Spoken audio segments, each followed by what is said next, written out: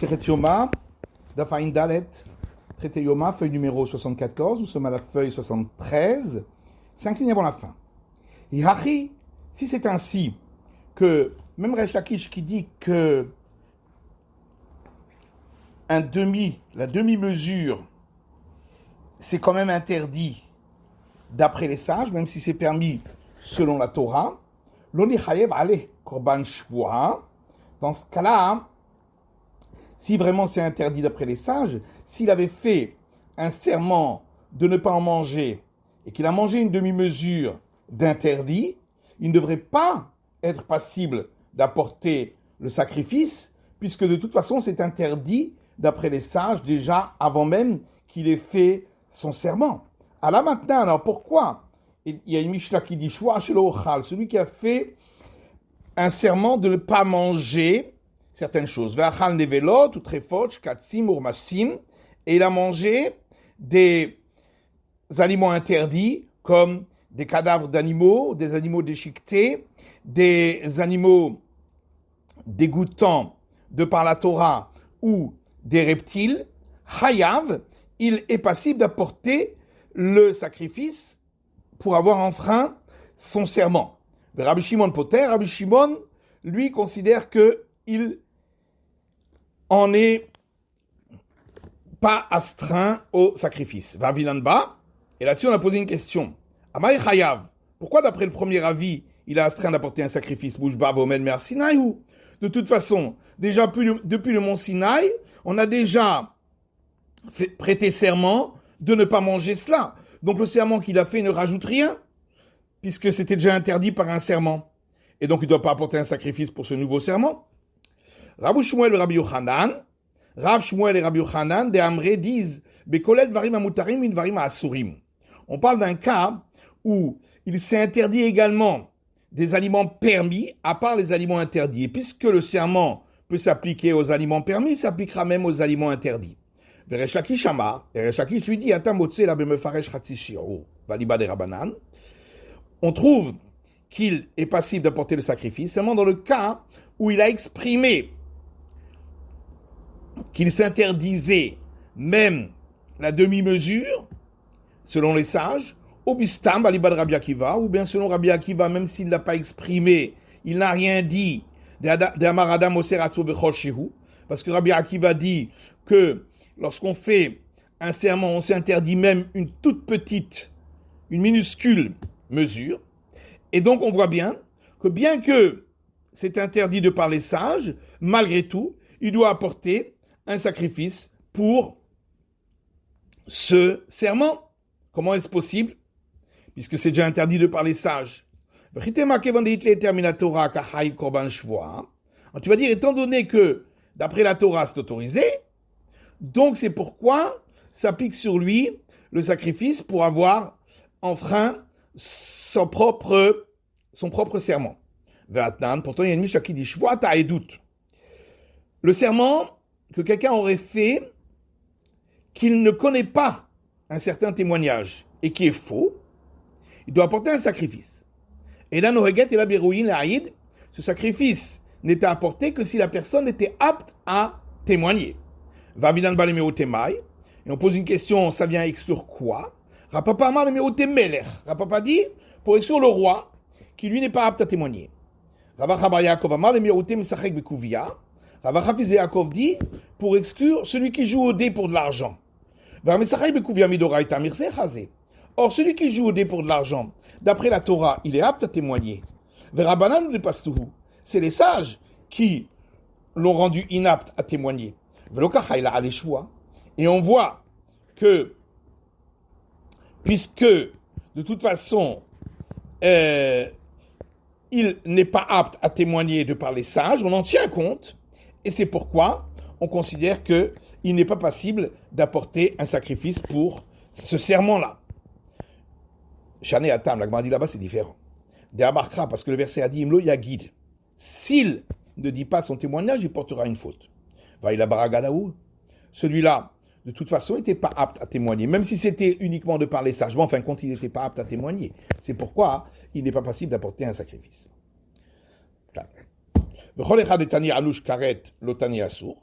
La Gemara revient sur la question qu'elle avait posée au départ et demande, est-ce que vraiment, par le fait que on est passible de retranchement, comme pour celui qui a mangé et bu le jour de Kippour, la Mishnah ne peut pas dire c'est interdit, et elle doit dire on est passible.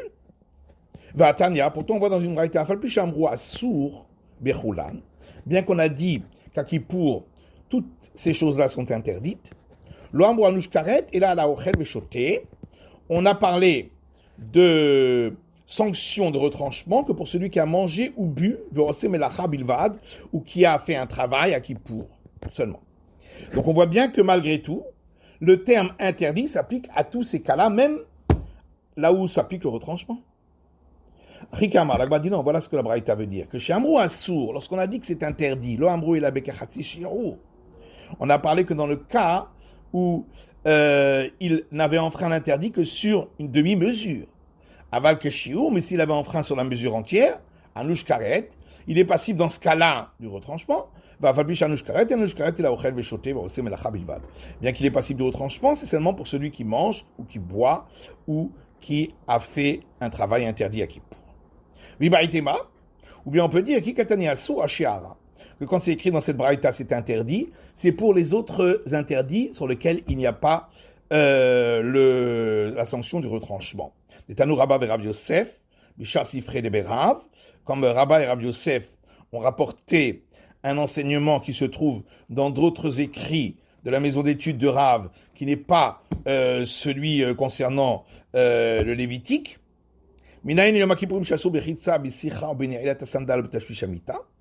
D'où sait-on qu'à Kippour, on n'a pas le droit de se laver, de se oindre avec de l'huile, de mettre des chaussures en cuir et d'avoir des relations conjugales. Talmud lomar Shabbaton. Parce que le verset dit, c'est un jour de cessation. Shvot, il y a une cessation, mais par contre, il n'y a pas la punition du retranchement pour ces interdits-là. Goufa. Alors on reprend la discussion dont on avait parlé. Khatsi Shiur, celui qui a enfreint un interdit sur une demi-mesure seulement. Rabbi Yochanan Marasoum et la Torah. Rabbi Yochanan dit c'est interdit de par la Torah. Resh Lakish Amar Mutar la Torah. Resh Lakish dit c'est permis de par la Torah. Rabbi Yochanan Marasoum la Torah. Rabbi Yochanan dit c'est interdit de par la Torah. Kevan de Chazil et Tsaroufé Isura Ka Achil. Étant donné que plusieurs demi-mesures peuvent se rajouter pour donner une mesure entière pour la sanction, c'est pourquoi on considère qu'il a mangé quelque chose d'interdit. Resh Lakish Amar Mutar la Torah. Resh Lakish dit non, de par la Torah c'est permis. Puisque la Torah a parlé de consommer, de manger. Or, manger, c'est seulement à partir du volume adéquat. Veleka, et il n'y a pas dans le cas du demi-volume. Et Tivé Rabbi Yochanan et Resh Lakish. Rabbi Yochanan a objecté à Resh Lakish à partir d'une braïta qui dit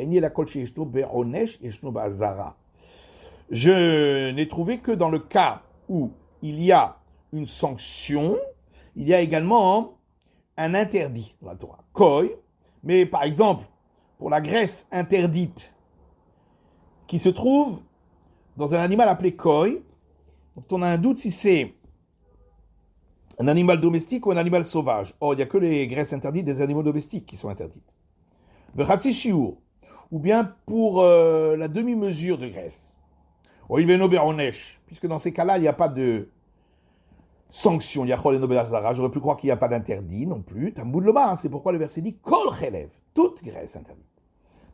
Donc on voit bien qu'il y a une interdiction de par la Torah, même sur une demi-mesure. Et on répond midé rabanan. D'après Resh Lakish, il faudra dire que cet enseignement, c'est uniquement un interdit des sages, et non pas de la Torah. Et le verset qu'on rapporte, c'est uniquement un appui pour l'interdit des sages. D'ailleurs, c'est plus logique de répondre ainsi. Parce que si tu dis qu'il s'agit ici d'un interdit de la Torah, étant donné que le koi, il y a un doute si c'est un animal domestique ou un animal sauvage, mais l'Éternel qui a donné la Torah pour lui, il n'y a pas de doute. Alors pourquoi faudrait-il inverser pour inclure le cas du doute, alors que le doute n'existe pas dans la Torah? C'est seulement nous qui l'avons. Si c'est ça la preuve, ça c'est pas une preuve. Cette braïta considère que le koi n'est ni un animal domestique ni un animal sauvage, c'est une créature à part, et pour laquelle il n'y a pas de la sanction, mais il y a quand même l'interdit. Déloté Mahachi, car si tu ne dis pas ainsi, Adama Rabbi Baravin, ce qu'a enseigné Rabbi Baravin, Avkola Touye Koi, que lorsque une braïta a rapporté aussi tous les autres cas qui ressemblent au cas exprimé dans la Torah où le sang est interdit, c'est pour inclure le koi. Koi se fait kahou. Le koi, c'est juste un doute. Si c'est un animal domestique ou un animal sauvage, c'est écrit le ribouillé se fait ka. Est-ce que j'ai besoin d'un verset pour ce cas-là de doute? De toute façon, animal domestique ou sauvage, le sang est interdit. Et là, biria sha'ane. Donc forcément, il faut dire que d'après cette braïta, le koi est une espèce à part, qui n'est ni animal domestique ni animal sauvage. Et donc on avait besoin d'inclure que son sang est quand même interdit. Achanami biria sha'ane. Ici aussi, c'est une créature à part et c'est pourquoi on a besoin d'un verset pour dire que c'est interdit. Tanou Rabanan. Nos sages ont enseigné dans une braïta. Te'anu et nafshotechem. C'est marqué concernant le jour de Kippour, vous mortifierez vos personnes. C'est pas marqué ne pas manger, ne pas boire. C'est marqué mortification. Yachol, Yesheb Bechama ou Betsina, peut-être ça veut dire qu'il doit rester au soleil ou au froid, que déchet Tztaer, pour se mortifier, pour souffrir. Non, c'est pourquoi le verset dit juste après, le verset dit et tout travail vous ne ferez point ce jour-là. C'est de la même manière que pour le travail, il nous est ordonné de rester passif.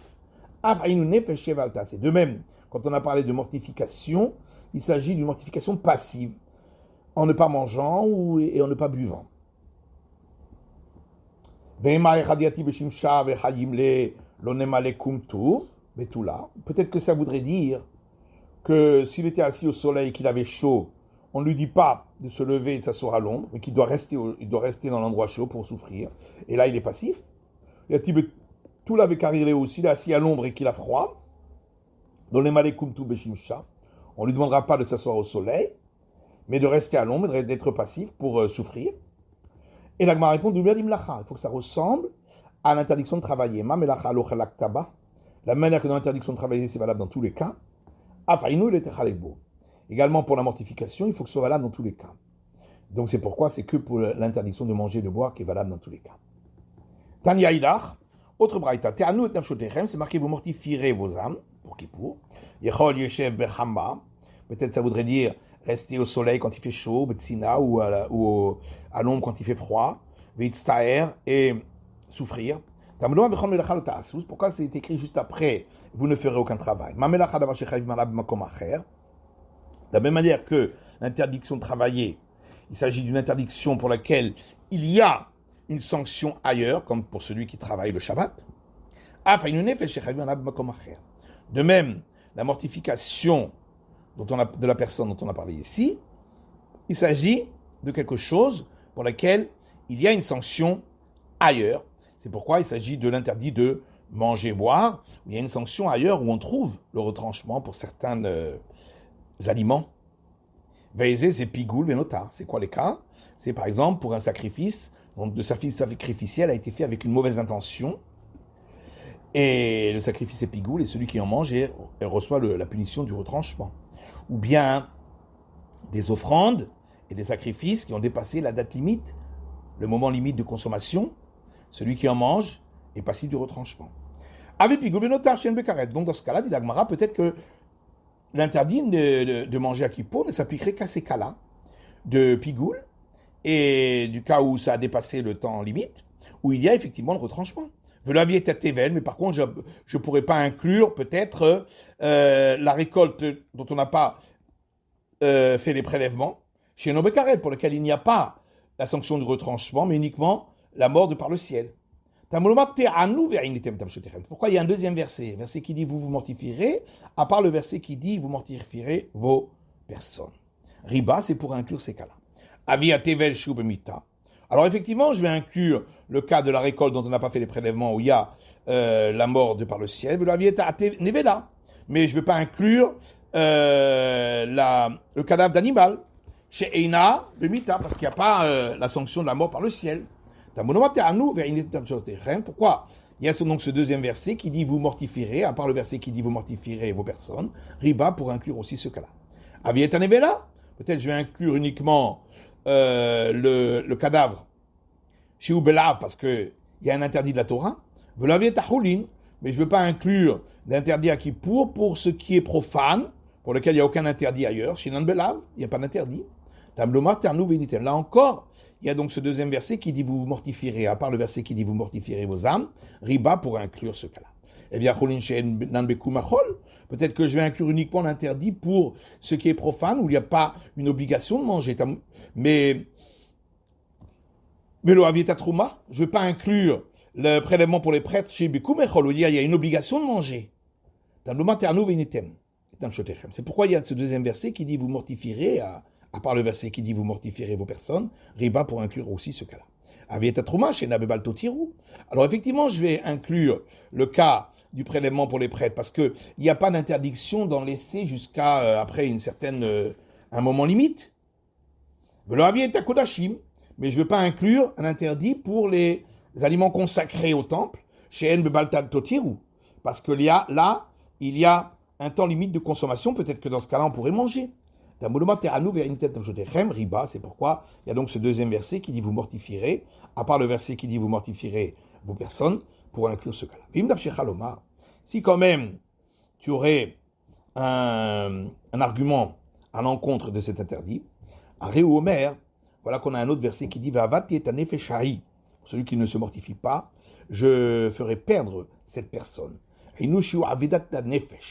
faut donc que ce soit une mortification qui affaiblisse la personne. C'est quoi? C'est s'abstenir de manger et boire. La Gemara demande qu'est-ce que ça veut dire, et si tu avais une objection, parce que tu aurais pu dire que la mortification ici, elle s'applique aux relations, qui pourraient s'appliquer à des relations interdites, par exemple, puisqu'on a trouvé mortification concernant les relations, ailleurs, comme on verra après. C'est pourquoi le verset dit, je ferai perdre le corps de cette personne. Il faut donc que ce soit une mortification qui affaiblisse la personne. C'est quoi? C'est s'abstenir de manger et boire. De Rabbi Ishmael Tana, dans la maison d'études de Rabbi Ishmael, on a rapporté l'enseignement suivant. C'est écrit ici pour Kippour, mortification. C'est marqué ailleurs concernant les enfants d'Israël dans le désert, la mortification. De la manière que là-bas, la mortification, c'était la faim. Ici aussi, la mortification, c'est le fait d'avoir faim. Et pourquoi on n'apprend pas du verset qui dit, où Lavan a dit à Jacob, et si tu mortifies mes filles, ça veut dire que tu n'as pas de relation avec elles. Et donc, peut-être que la mortification, c'est de ne pas avoir de relation.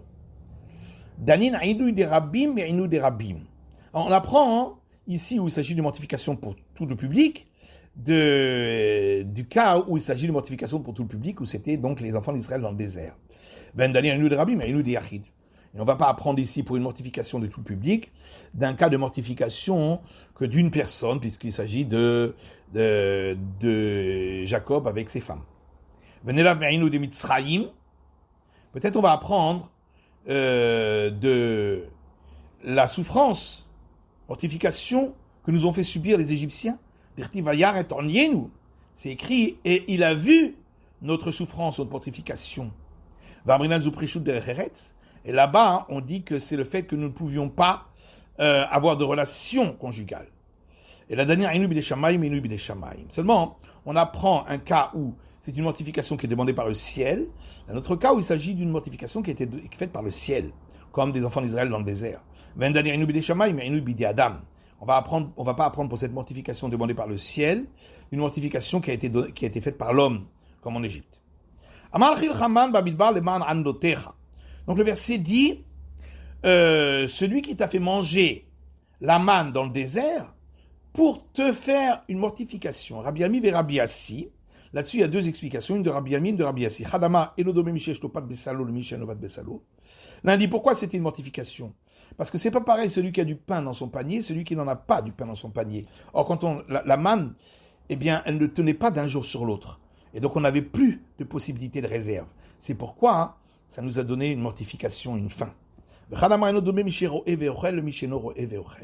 L'autre dit, c'est pas pareil celui qui voit ce qu'il mange, celui qui ne voit pas ce qu'il mange. Puisque la manne, elle avait tous les goûts qu'on voulait, mais on ne voyait pas l'aliment en question de ce goût.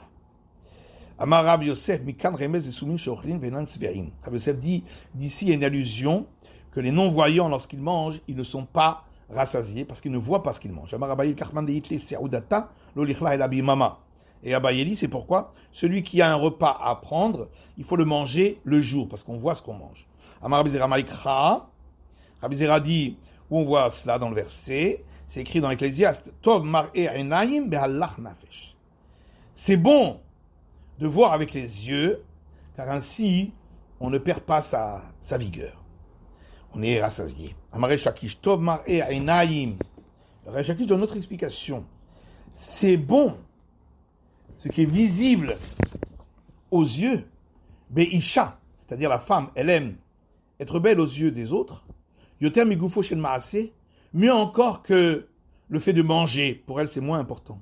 Chez les Marto Marenaim Mehalach Nafesh. Comme il est écrit, c'est meilleur la manière comment on est perçu par les yeux que se rassasier qui empêche le corps de dépérir.